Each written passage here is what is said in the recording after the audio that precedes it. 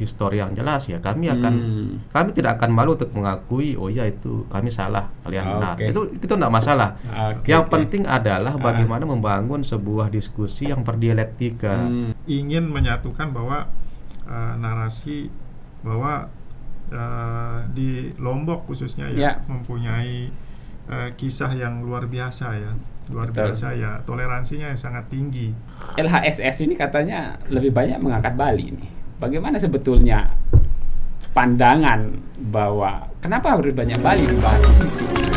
Berbagi cerita untuk saling inspirasi. YS Podcast. Assalamualaikum warahmatullahi wabarakatuh.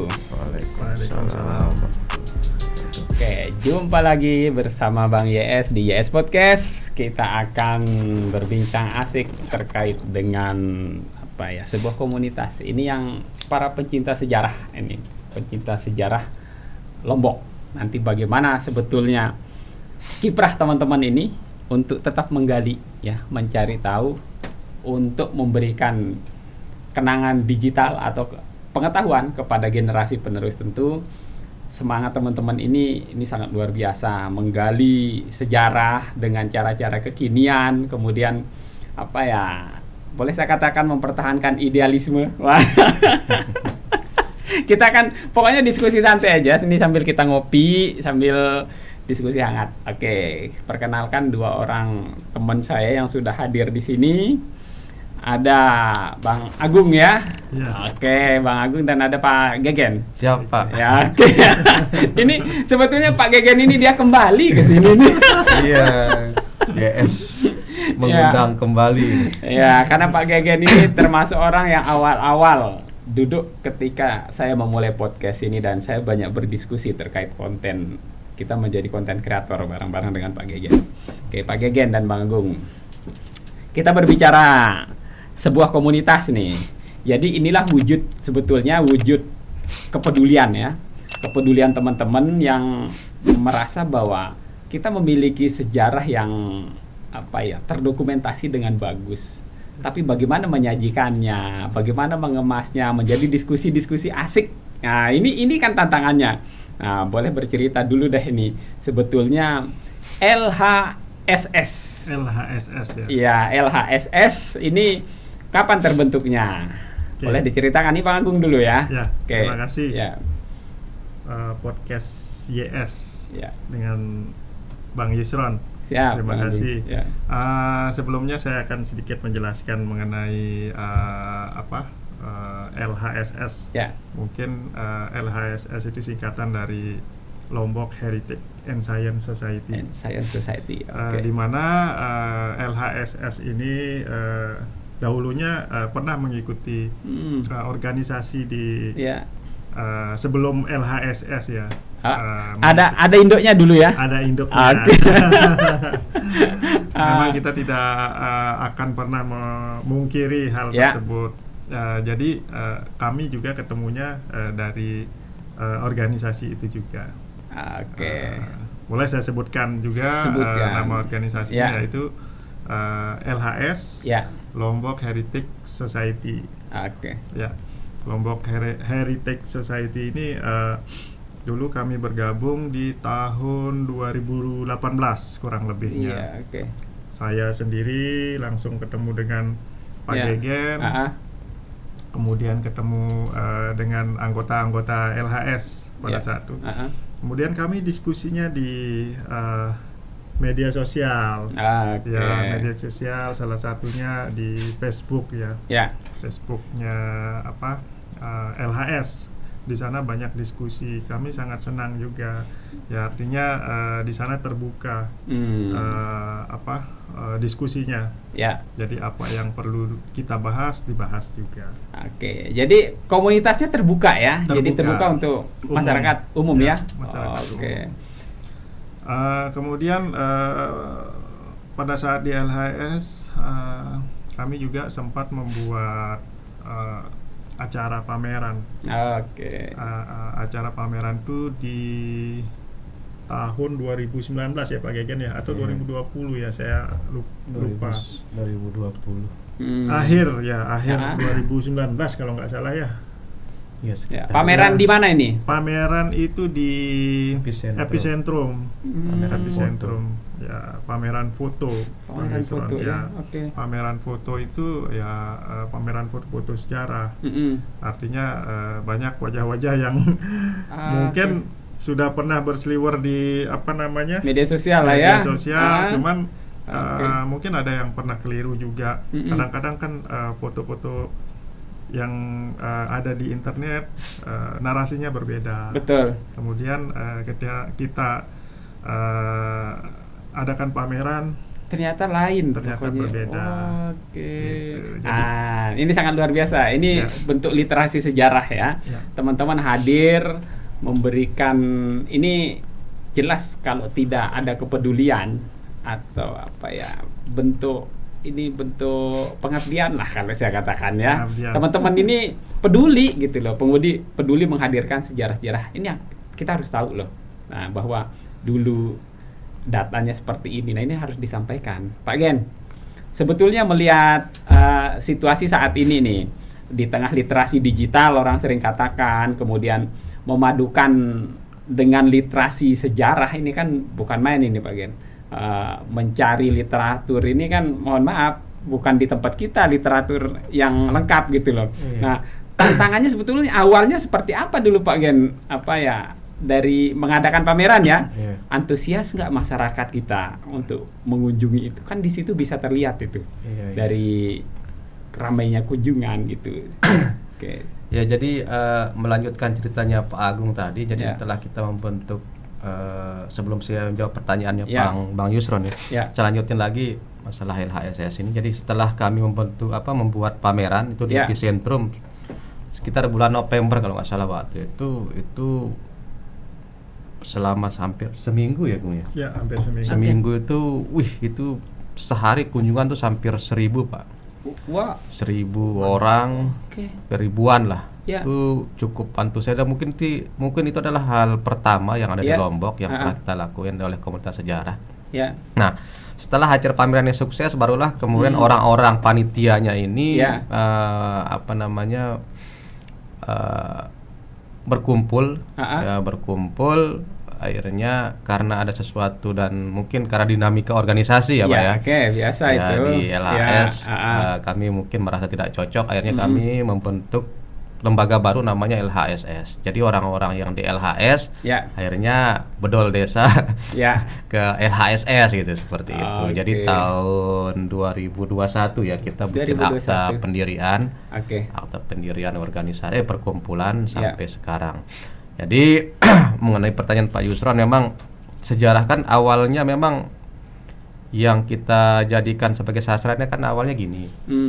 Sebenarnya kan sejarah Lombok ini kan sejarah yang luar biasa sebetulnya. Cuma kan kendalanya adalah literasi sama narasi yang ada tentang sejarah Lombok ini tidak begitu nampak. Saya masih ingat ketika SD, SMP, SMA ketika kita pelajaran sejarah nasional ya. Ketika berbicara kerajaan-kerajaan Nusantara, mulai dari Samudra Pasai, Sriwijaya, Sumatera, Aceh, terus Samudra Pasai, terus Sriwijaya, terus pindah ke Jawa, ke Medang, ke Mulan lah namanya, ke Mataram kuno, terus ke Majapahit, terus ke Singosari, terus pindah lagi ke Bali kan.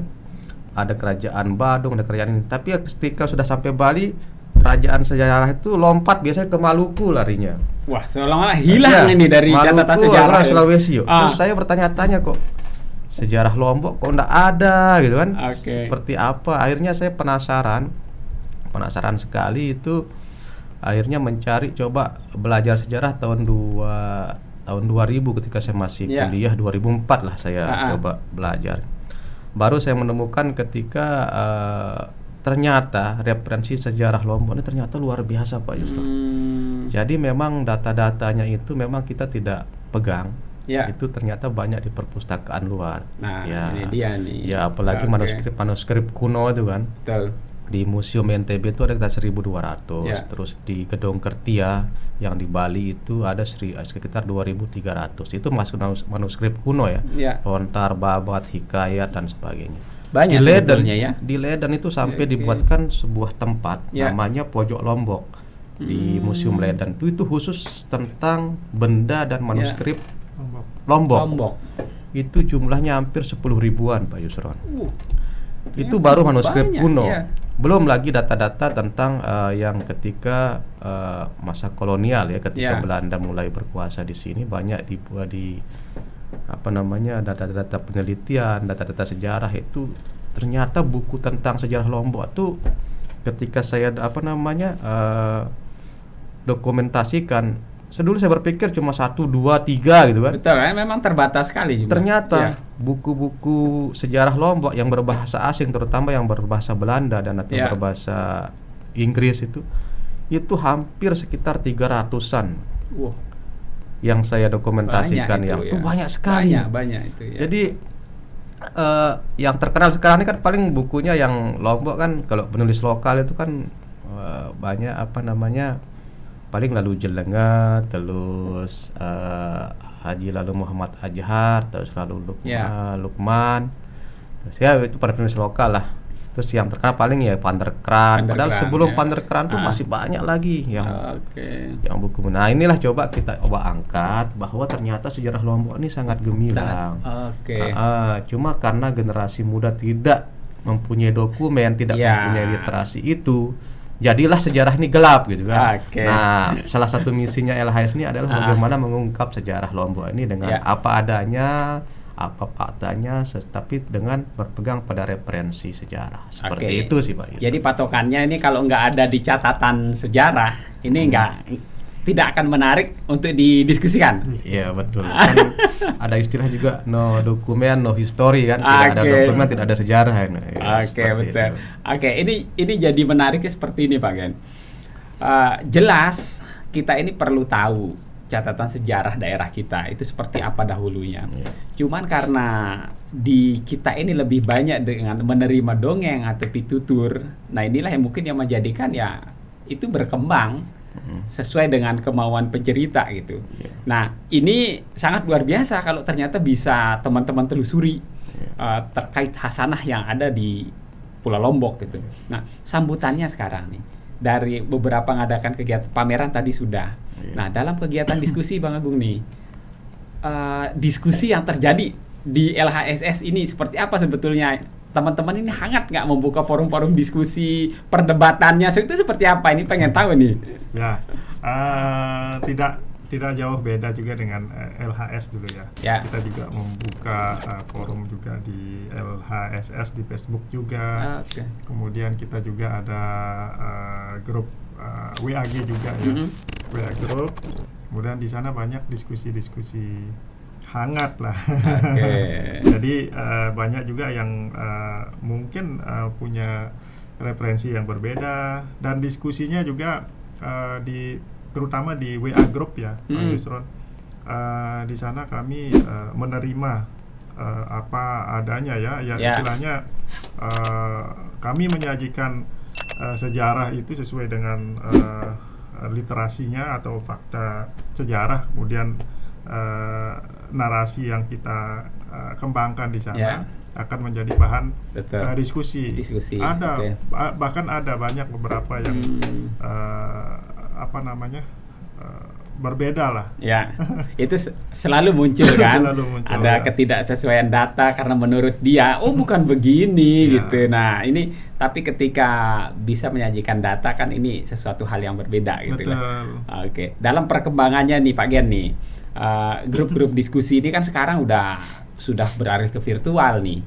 Bagaimana sebuah status saja itu bisa menjadi perdebatan panjang di media sosial gitu. Nah ini menariknya karena ini begitu terbuka.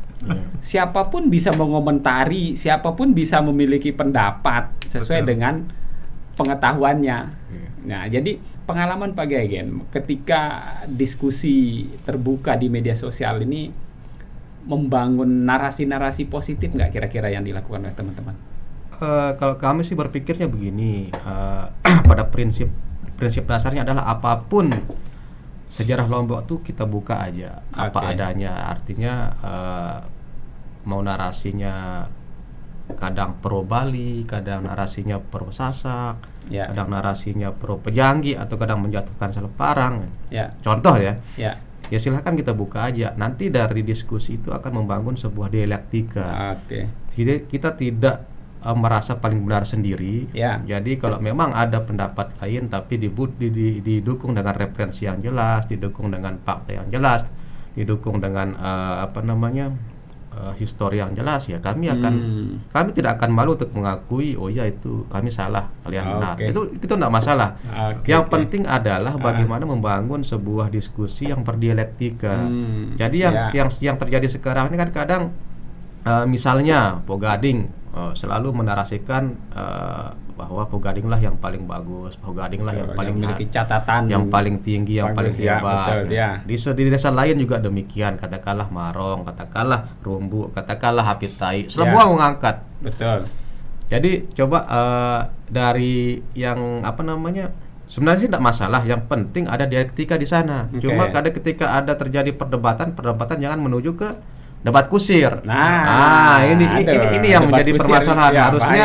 Harusnya Rumbu sajikan datanya, Po Gading sajikan datanya, Marong sajikan datanya, Pajang sajikan datanya, atau siapapun desa sajikan datanya. Mari kita saling adu kan. Nanti akan muncul Po Gading akan ditutupi sama Apitai akan ditutupi sama Marong akan ditutupi sama. Jadi akhirnya berdialektika. Tesis, antitesis, sintetis, begitu seterusnya. Sampai nanti mesti menjadi sebuah narasi yang yang utuh. Seperti inilah sejarah Lombok. Seperti inilah sejarah Lombok. Satu contoh begini, kita kadang memperebutkan Seleparang. Seleparang ini debat panjang ini. Ini kan debat panjang Seleparang ini. Padahal kan kalau kita mau jujur, kan Seleparang ini kan dia nggak tunggal, artinya nggak tunggal penguasanya. Pernah dikuasai sama orang Sasak, pernah dikuasai sama orang Makassar, pernah dikuasai sama orang Jawa. Cuma yang bagian Makassar, yang katanya klan Makassarnya atau klan Sumbawanya menganggap bahwa dia Seleparang milik dia, atau yang klan Jawanya, atau kan Po Gading kan klan Jawa kan, menganggap Seleparang miliknya dia. Belum lagi yang klan Sasaknya kan. Jadi nggak tunggal. Memang ya itu yang harus kita kita sadari bahwa masing-masing kita ini punya sejarah sendiri-sendiri, tapi bagaimana kita mendiskusikan itu, kita berdialektika di situ sampai menjadi sebuah sejarah yang utuh. Dan yang terpenting adalah kalau bisa anak-anak Sasak inilah yang menulis sejarahnya sendiri. Karena jangan kita terlalu tergantung dengan penulis luar, karena penulis luar belum tentu mengetahui namanya soulnya, namanya girohnya orang Sasak itu seperti apa. Jadi kalau penulis asing ini kan kadang luarnya aja mereka tahu kan. Jadi kulit-kulitnya aja, tapi dalamnya psikologisnya orang Sasak seperti apa itu kan nggak paham. Nah, harapan kami di LHSS ini dengan terbukanya data yang kita berikan, kan di diskusi itu sering kita buka semuanya. Sumbernya ini. Nah, saya pinginnya suatu saat anak Sasak lah, anak Lombok lah yang menulis sejarahnya sendiri. Ini akan menjadi sangat membanggakan ketika kita mampu bercerita tentang diri kita nih Pak Gen. Betul. Kita mengenal, jadi kita mengenal, ternyata dulu seperti ini. Tapi dengan narasi Sasak, dengan narasi Lombok gitu dengan narasi Lombok yang dibangun gitu. Ketika perdebatan kusir yang dianggap tadi kalau saya melihatnya di era sekarang memang tidak bisa kita hindari gitu. Itu pasti terjadi ini. Ini. Dan Bang Agung ketika mendirikan komunitas pecinta ini kan saya lihat muda-muda ini. Nah, ini yang muda ini peduli gitu loh terhadap sejarah-sejarah masa lalu, dan mohon maaf saya mengatakan yang memiliki ketertarikan terhadap sejarah ini sedikit. Sedikit. Dan saya yakin ada berapa orang sih sebetulnya pendirinya di situ, dan tolong diceritakan sebetulnya apa komitmen teman-teman ini yang ingin dibangun. Karena melihat sedikit banget generasi kita yang mau terjun mempelajari ini. Nah, ini sangat militansi sekali ini. Boleh dibuka Bang Agung? Terima kasih Bang Yusron. Pertanyaan yang sangat bagus ini. Jadi pertama kami membuat grup yang tadi saya sampaikan grup di LHSS ini kami membuka di pendirinya ada 6. Salah satunya saya, kemudian Pak Gegen, kemudian Pak Ali, kemudian Pak Zul, Pak Widya termasuk ya, dan Pak Selandir. Pak Selandir ada 6 orang. Jadi memang kami selain sebagai yang muda-muda, tapi kami juga bersinergi, ya artinya berbeda agama. Apa sih? Mengapa sih harus belajar sejarah ini harus sama agamanya gitu? Tidak. Kami tidak membicarakan perbedaan. Di sini persamaan yang kami utamakan. Artinya apa? Dari kami pelajari dulu sedikit di sejarah, artinya ingin menyatukan bahwa narasi bahwa di Lombok khususnya mempunyai kisah yang luar biasa ya, biasa ya, toleransinya yang sangat tinggi.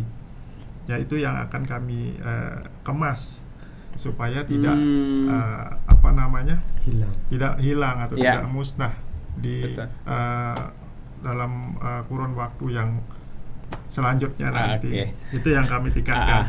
Kemudian untuk yang muda-muda memang sangat jarang ya. Sangat jarang, tapi justru kami suka dengan pola dengan bersinergi, dan kebetulan orangnya muda-muda semua. Ini anti mainstream ini, nggak biasa ini. Tetapi di sini memang unik-unik, Bang Yusron. Unik-unik, ada yang tipikalnya seperti ini, saling mengisi. Dan seperti yang tadi sempat dijelaskan, kami di internal juga ada sedikit perbedaan. Pasti kami akan diskusikan. Inilah tujuannya apa sih? Tujuannya ya untuk menyatukan persepsi. Inilah dialektika ketika berorganisasi ya. Ada saja, tapi ketika perbedaan itu yang membuat satu. Itu harapannya kan. Jadi, sambil berdiskusi. Nambahin dikit. Jadi kan kadang persepsi umum di kita yang di Lombok ini kan kadang yang memegang otoritas sejarah itu kan yang tanda kutip yang memegang pengetahuan sejarah Lombok ini kan biasanya nih kan orang-orang yang besapu, orang-orang yang bergelar bangsawan, orang-orang yang katakanlah yang mempunyai darah biru, yang tokoh-tokoh budayawan, dan itu mereka orang-orang yang tanda kutip tua kan. Nah, ini kebalikannya di kita ini, kita kadang tampil dengan gaya-gaya anak muda itu kan. Dan juga penghuninya juga orang-orang muda, ya kita pakai baju kaos, pakai celana jeans, pakai celana pendek. Jadi kita coba menghadirkan sejarah Lombok itu sebagai suatu sejarah yang egaliter lah, yang tidak hanya dimiliki oleh sekelompok orang saja, bahwa siapapun boleh belajar sejarah Lombok. Tidak harus dia keturunan bangsawan, tidak harus dia berdarah biru, tidak harus dia punya silsilah, siapapun boleh, sama kangkung atau sama siapapun. Nah, masa Jajar Karang pun boleh belajar sejarah. Yang penting sejarah itu disajikan apa adanya, punya referensi, dan kalau bisa ini harapan terbesar saya sih, kalau pingin sejarah Lombok ini bisa terungkap ya, serahkanlah sejarah Lombok itu ke metode yang ilmiah. Ketika dikembalikan ke metode ilmiah, nah disinilah peran para jangan lupa akademisi juga nih untuk menggali dengan metode-metode ilmiah nih. Berarti harus banyak berkolaborasi ini dengan teman-teman akademisi pecinta sejarah ya. Dan memang melihat buku pun jadi memang referensi kita terkait dengan Lombok ini, kita hanya banyak mendengar cerita kejayaan, dan kalau membuktikannya aja sebetulnya. Tapi kalau melihat peradaban dulu dengan apa yang ditinggal, memang peradaban kita cukup tinggi sebetulnya. Cuman bukti. Nah, kembali lagi ke bukti. Nah, disinilah pentingnya teman-teman mengedepankan data, referensi. Nah, ini boleh dikit nggak ini? Ini agak sensitif nih. Betul. Agak sensitif nih saya tanya nih. Jadi, ketika dalam diskusi-diskusi, LHSS ini katanya lebih banyak mengangkat Bali nih. Bagaimana sebetulnya pandangan bahwa kenapa harus banyak Bali dibahas di situ gitu? Jadi kan gini, karena kan kita ketika berbicara sejarah di LHSS terutama, ketika berbicara sejarah Lombok ini kan kita selalu menggunakan data, referensi. Jadi segala yang apa kita tulis, segala apa yang kita ucapkan itu selalu punya referensi dan data. Dan kebetulan ya, data-data tahun 1740 ke atas, 1700 1800 itu dia begelanyat Pak, bahasa saya itu dia banyak sekali. Itu udah saya petakan, yang saya dokumentasikan itu ada hampir 300 itu buku. Itu biasanya 1700 ya, itu sekitar 1700 ke atas, 1800 ke atas itu banyak sekali bukunya Pak. Dan kebetulan memang pada fase itu yang berkuasa memang pada saat itu adalah memang Kerajaan Mataram dengan Terah Karangasemnya ya. 1740 itu kan Wayan Taga dengan Karangasem Balinya yang masih pasal. Terus 1775 ada Singasari Sasa, terus 1839 ada Mataram. Dan kebetulan memang di fase-fase itu banyak sekali datanya. Jadi memang ketika kita ini alasannya nih. Jadi kita tidak sembarang ngomong. Jadi memang yang kita bahas itu yang betul-betul emang ada. Jadi bahkan jenis upeti, berapa pasukan Mataram, berapa pasukan Pegesangan, berapa pasukan Peringgabaya, berapa pasukan Kuripan, itu ternyata datanya jelas sekali siapa nama penguasanya saat itu yang 1800-an ya. Jadi memang kita sajikan sesuai dengan apa yang tertulis yang dan tercatat ya. Misalnya kayak kunjungannya Encik Buang waktu itu kan datang ke Lombok tahun 1800. 1800 itu kan masa-masa Karangasem kan. Singasari Sasa. Jadi dia datang ke sini dan dia mencatat ternyata di Pegesangan tuh ada sekitar 300 orang pasukannya. Di Sugian itu ditulis juga ternyata ada sekitar 200 men, dia bilang manusia laki-laki. Peringgabaya sekian, terus nama nama yang berkuasa di situ siapa. Jadi jelas gitu kan. Ini ya ketemu ya alasan. Ya, jadi alasannya memang kita karena memang dia begelanyat data 1800 itu. Berarti LHS banyak mengangkat yang 1700 1800 ke atas sebagai materi diskusinya Bang Agung ini. Sementara itu ya. Yang paling banyak. Yang paling banyak. Karena kalau berbicara 1500-an, 1600-an tuh kadang kita juga punya datanya, cuma kan untuk menyajikannya menjadi sebuah narasi itu kan butuh namanya kritik sumber, verifikasi, komparasi sama interpretasi. Itu kan ada 4 hal yang harus kita jadikan tahapan. Nah, itu memang kita agak susah, agak sedikit kesulitan ketika mengangkat. Kalau berdasarkan baik cerita, baik dongeng cerita turun temurun sih banyak kita dapat, kita saring ya. Kita ini banyak sekali kita punya datanya. Cuma untuk menyajikannya menjadi sebuah narasi besar, fakta sejarah itu butuh usaha yang lebih keras lagi. Untuk menghadirkan menjadi diskusi-diskusi ilmiah ini memang tantangan ya. Ya, betul. Jadi ketika kita berbicara Seleparang, ketika berbicara Pejanggi, ketika kita berbicara Parwa, kita berbicara Bayan. Ya memang itu data catatannya agak sedikit, lebih banyak masalah cerita turun temurun. Ya, ini yang disebut dengan dongeng. Tapi apakah memang cerita turun temurun tidak bisa dijadikan sebagai sumber sejarah? Bisa dijadikan sumber sejarah, cuma memang butuh verifikasi. Kalau kita kan mengenal di Islam itu ada namanya sanad gitu kan. Ada hadis yang doi, pada saib yang sahih ya, kira-kira seperti itulah. Jadi tantangannya ternyata luar biasa ini. Jadi komunitas ini menerima kritikan yang sangat luar biasa juga menurut saya ketika berdiskusi hal-hal, mohon maaf kalau sampai hal-hal sensitif nih, misalnya ada segolongan yang tidak sependapat atau tidak setuju dengan data yang disajikan nih, terjadi hal-hal yang nggak diinginkan kan sebetulnya di diskusi-diskusi yang berkembang nih Bang Agung. Selama ini sih belum pernah ya. Cuman kalau diskusi-diskusi sampai mengarah ke sana mungkin pasti ada seperti Bang Yusron katakan tadi. Cuman kami akan bersikap selama tidak ada pembanding, mungkin tidak ada data yang sebagai pembandingnya yang kami narasikan di sumbernya. pasti kami akan abaikan. Karena kami juga perlu bukan semata-mata kami sebagai apa namanya yang paling benar nih misalnya ya. Kami adalah sejarawan, bukan. Kami menyediakan di sini ya sebagai penyedia penyambung lidah juga. Ya artinya masa sih kami sebagai pemuda apa namanya berkorban untuk mengangkat sejarah yang luar biasa di Lombok. Dan nilai-nilai toleransi yang sangat luar biasa di Lombok ini. Kenapa tidak kita kembangkan nilai-nilai positifnya? Jangan kita merasa apa sih saya ya istilahnya mengagung-agungkan diri sendiri ya, seperti tadi Pak Geken sampaikan, saya adalah apa namanya yang berdarah biru, mungkin ya paling saya keturunan raja ya, bukan seperti itu. Raja saja bisa menundukkan dirinya untuk apa namanya rakyatnya bisa tunduk ya. Betul. Oke. Ini ternyata cukup menarik dialektika diskusi ya di grup ini.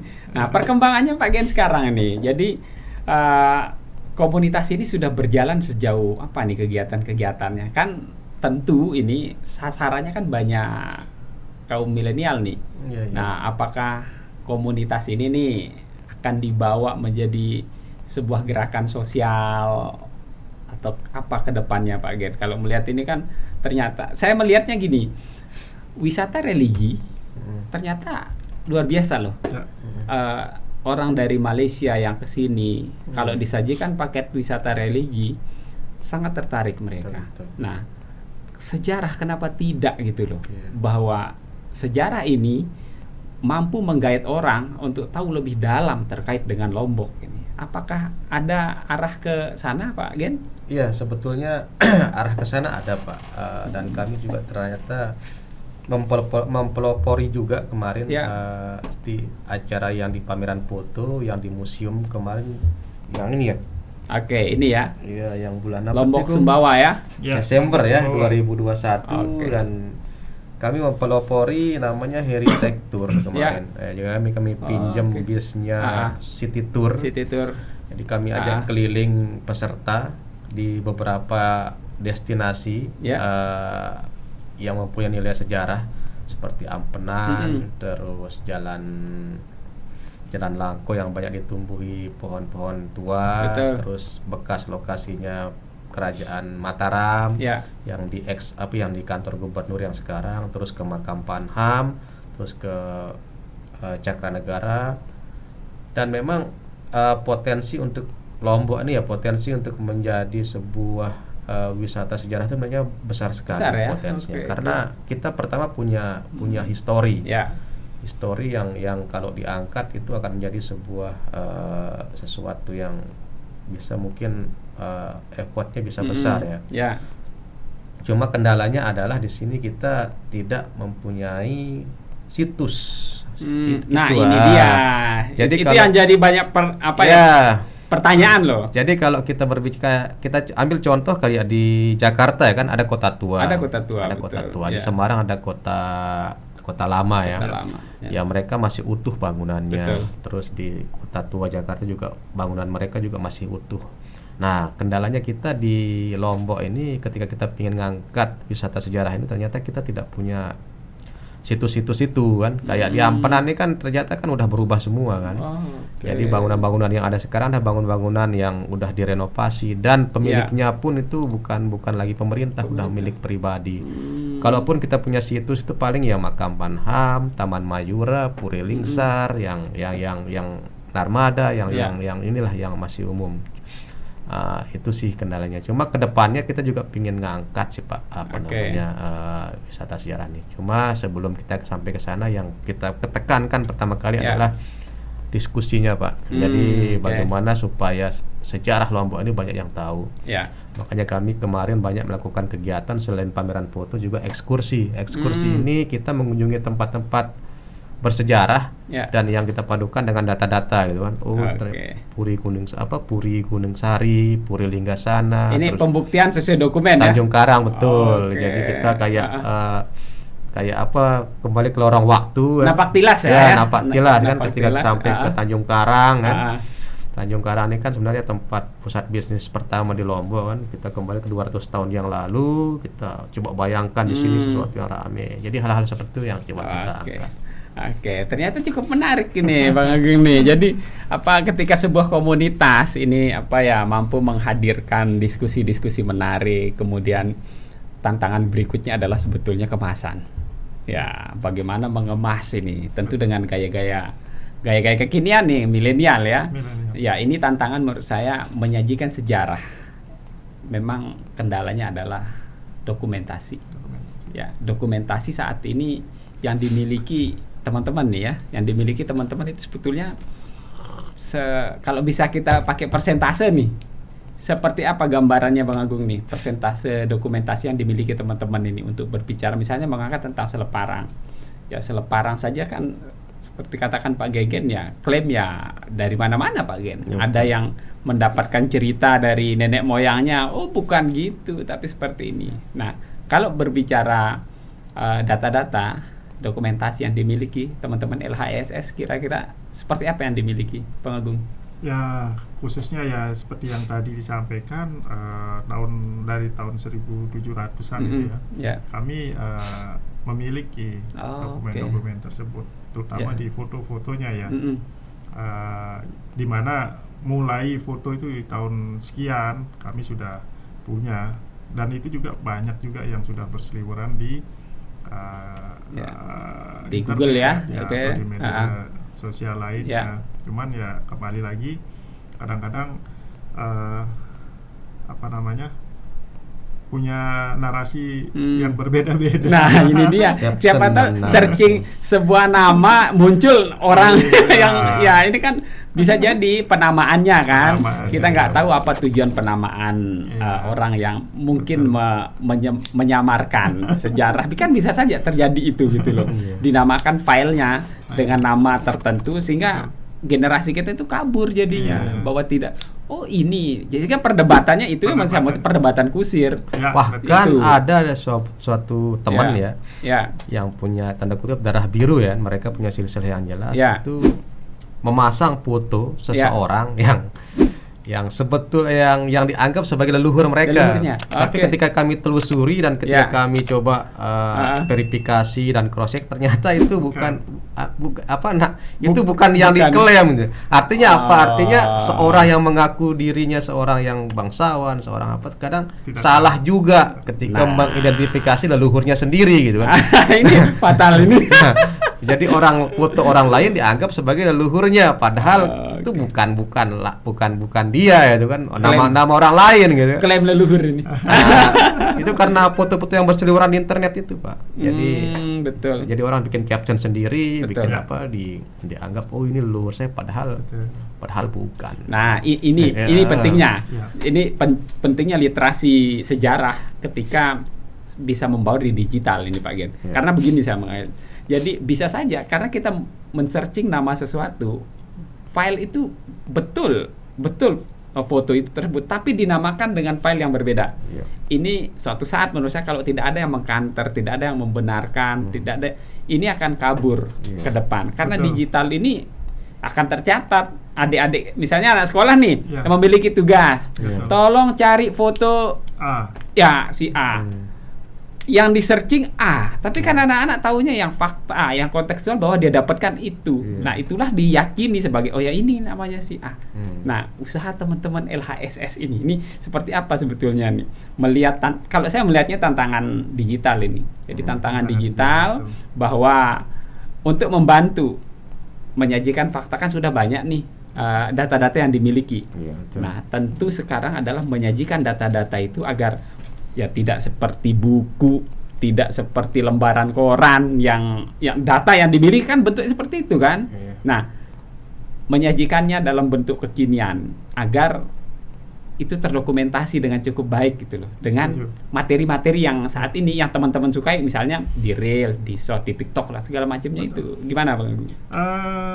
Kalau saya sih setuju ya dengan dengan kemajuan sekarang ya, teknologi yang sekarang. Salah satunya kami juga punya tujuan sebelumnya bahwa foto-foto yang beredar ini akan kami sampaikan khususnya di pendidikan mulai dari SD ya. Ada muatan lokal ya lah, terkait sejarah ya. Rencana. Kalaupun itu nanti didukung atau disupport oleh pemerintah ya, mungkin kami akan mengarah ke sana. Walaupun itu ada mungkin sedikit perbedaan sebelum kita publish dan sebelum sampai ke pendidikan, kita selesaikan dulu. Setuju nggak dengan kondisi seperti ini begitu? Ya, artinya pengorbanan kami di organisasi ini begitu peduli dengan sejarah Lombok ini. Karena punya nilai yang sangat tinggi ya. Apa sih ya, seperti tadi yang Bang Yusuf sampaikan ya, artinya foto yang satu ini yang A di caption yang berbeda. Nah itu kadang-kadang ini orangnya itu aja yang dibahas. Padahal sudah dibahas di grup yang sebelumnya. Kemudian ada grup lain lagi dibahas lagi. Ya kadang-kadang ada orang yang ingin membenturkan antara A dengan B juga. Nah itu kadang-kadang kami cari jejak digitalnya ya akan mempengaruhi daripada kami yang benar-bear mencari sumber sejarah sebelumnya begitu. Ini giat-giat menurut saya yang tidak sederhana. Rela meluangkan waktu untuk akhirnya menyatakan ini yang benar. Ini kan butuh literasi yang kuat nih. Betul. Butuh usaha yang mohon maaf nggak gampang gitu loh. Menyajikan apalagi ini membantah ya. Posisi teman-teman ingin membetulkan sebuah data gitu yang disajikan oleh sebelah gitu. Nah, Pak Gen, melihat LHS ini kira-kira ke depan kalau kata lagu ini mau dibawa kemana nih sebetulnya nih komunitas yang didirikan oleh 6 orang ini, apakah isinya tetap 6 orang atau perkembangannya seperti apa sampai saat ini Pak Gen? Ya kalau secara legalnya legalnya tuh emang kita yang mendirikan 6 orang, cuma anggotanya tuh udah banyak sekali kita di WA group tuh hampir 100 lebih. Wow, ternyata 100 lebih. Terus fanspage kami yang di Facebook itu udah diikuti hampir 3.000-an orang juga. Jadi kedepannya sih kami ingin bawa LHS ini sebagai istilahnya lembaga sejarah lembaga sejarah yang betul-betul mengangkat sejarah Lombok, kalau bisa yang terkemuka. Tapi yang jelas kita tetap pada prinsipnya bahwa kita bukan yang paling benar, kita bukan yang paling bagus datanya, paling sahih datanya, enggak. Jadi kita tetap mau dia harta dia dongeng, harta dia turunan dari cerita dari turun temurun, harta dari babat, harta dari manapun kita akan terima sepanjang itu menyangkut sejarah. Jadi tinggal kita bagaimana memproses data itu menjadi sebuah narasi sejarah. Yang seperti saya sampaikan tadi, ada namanya kritik sumber, ada namanya verifikasi, ada namanya komparasi data, terus yang ada namanya interpretasi, terus yang terakhir ada namanya historiografi. Terus nyambung tadi pertanyaannya Pak Agung, kita juga menyajikan, karena ini sasaran kita kan memang anak-anak muda kan. Anak muda, betul. Jadi kita juga mainnya juga bikin konten Pak. Jadi konten-konten sejarah yang berbau digital, video-video pendek itu juga buat. Terus fanspage kami di Facebook juga lumayan aktif lah. Kita diskusinya juga ini. Karena kalau kita pingin istilahnya mau buat buku, mau buat ini kan kadang anak-anak sekarang kan sudah beda cara menikmati informasi media aja udah istilahnya sepi lah, toko-toko buku sepi. Jadi memang kita juga harus menyesuaikan dengan tuntutan zaman. Dan ini juga sebagai nasihat yang pernah diberikan oleh seorang budayawan ya Pak Nik Bayu ya.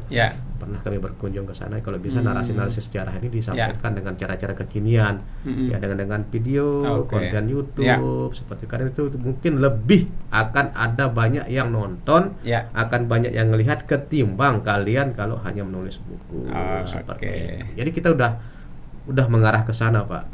Dan saya pun sebenarnya terlibat juga di beberapa konten. Ini membuka juga ini.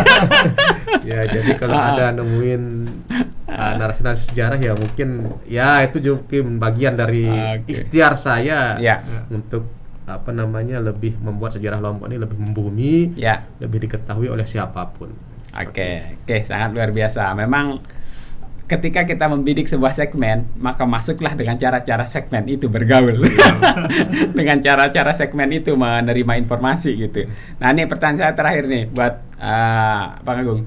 Bang Agung, sudah jelas tadi tergambar menurut saya LHSS ini sudah ini sesuai penjelasan tadi.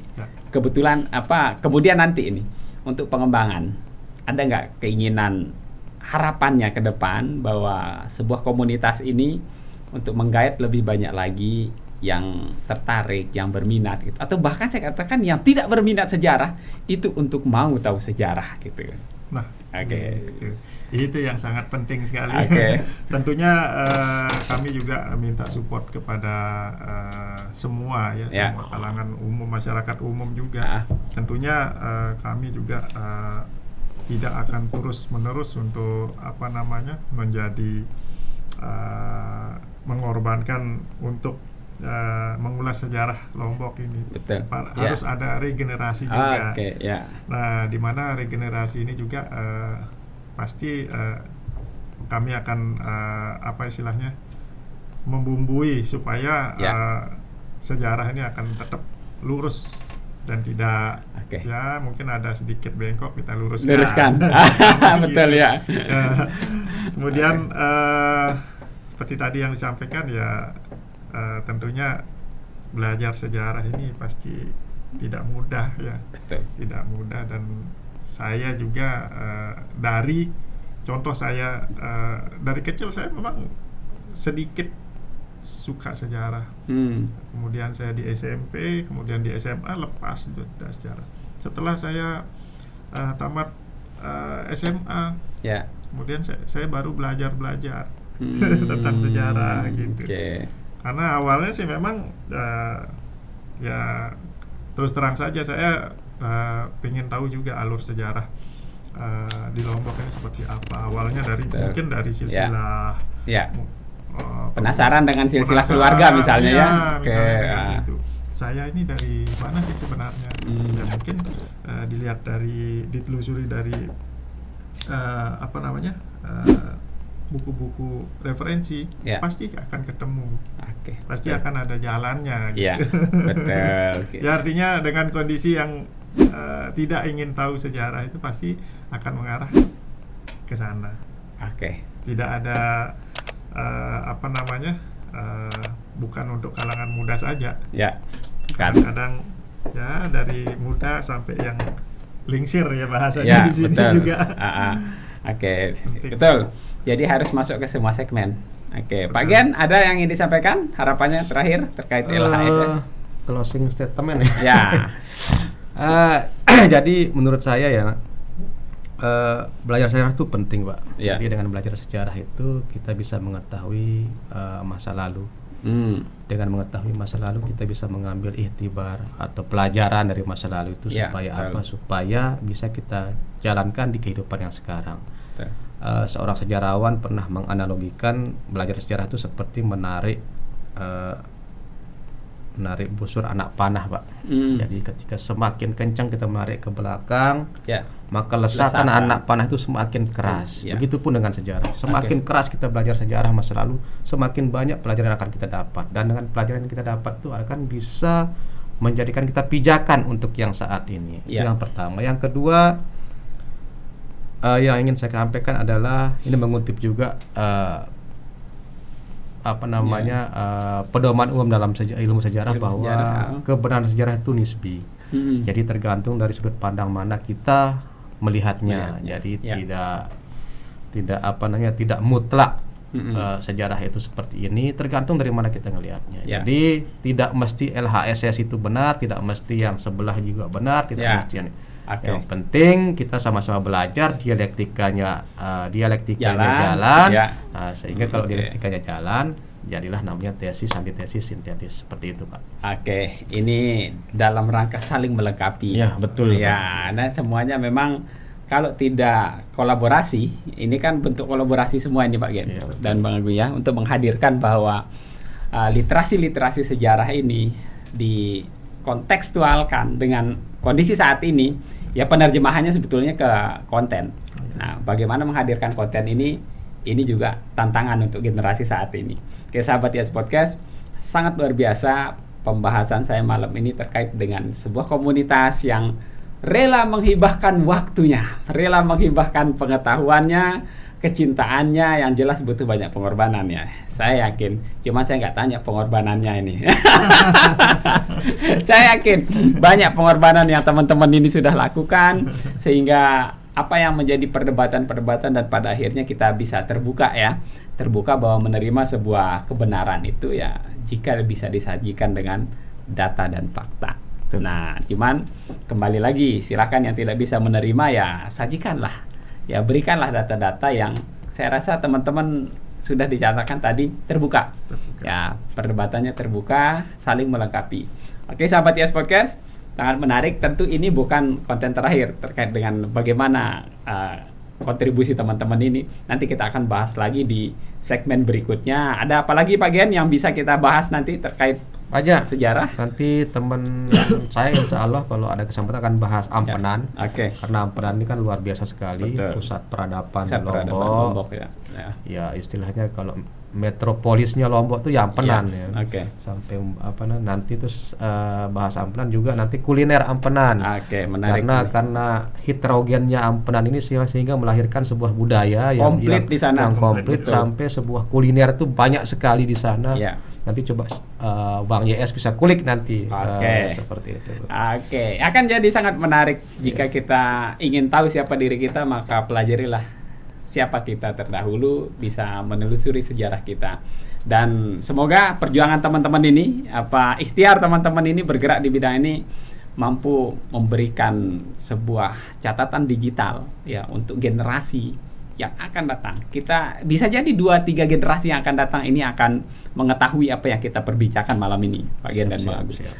Terima kasih. Demikian yang bisa saya bahas dengan 2 orang sahabat saya, ada Bang Agung dan Bang Gegen di sini sudah hadir meluangkan waktu malam Senin ya. Ini. Semoga bermanfaat. Assalamualaikum warahmatullahi wabarakatuh. Berbagi cerita untuk saling inspirasi. YES Podcast.